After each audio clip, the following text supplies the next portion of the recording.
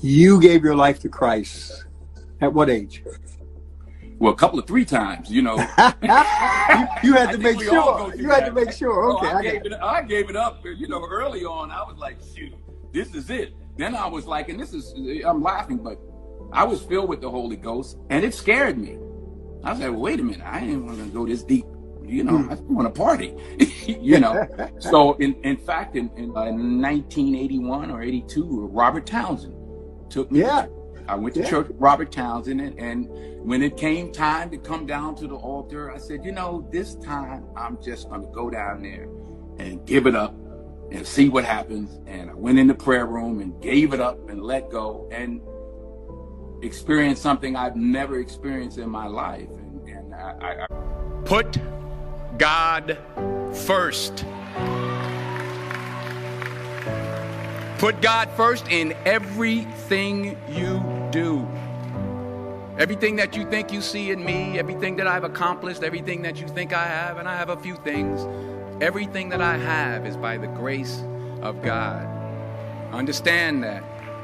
It's a gift. 40 years ago, March 27th, 1975, it was 40 years ago, just this past March, I was flunking out of college. I had a 1.7 grade point average. I hope none of you can relate. I had a 1.7 grade point average. I was sitting in my mother's beauty shop. They still call it beauty shops now? What they call it now? Yeah, I was sitting in the beauty parlor. I was sitting in my mother's beauty parlor, and I'm looking in the mirror, and I see behind me this woman under the dryer. And every time she looked up, every time I looked up, she was looking at me, just looking me in the eye.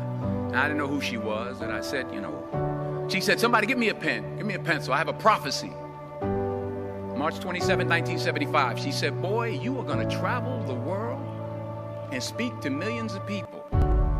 Now mind you, I was flunked out of college.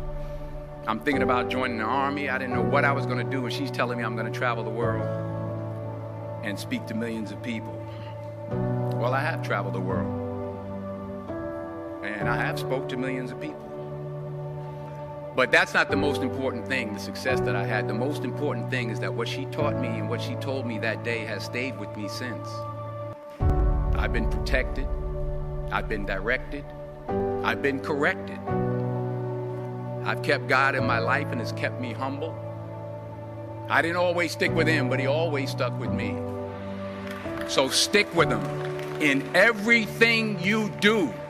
If you think you want to do what you think I've done, then do what I've done and stick with God.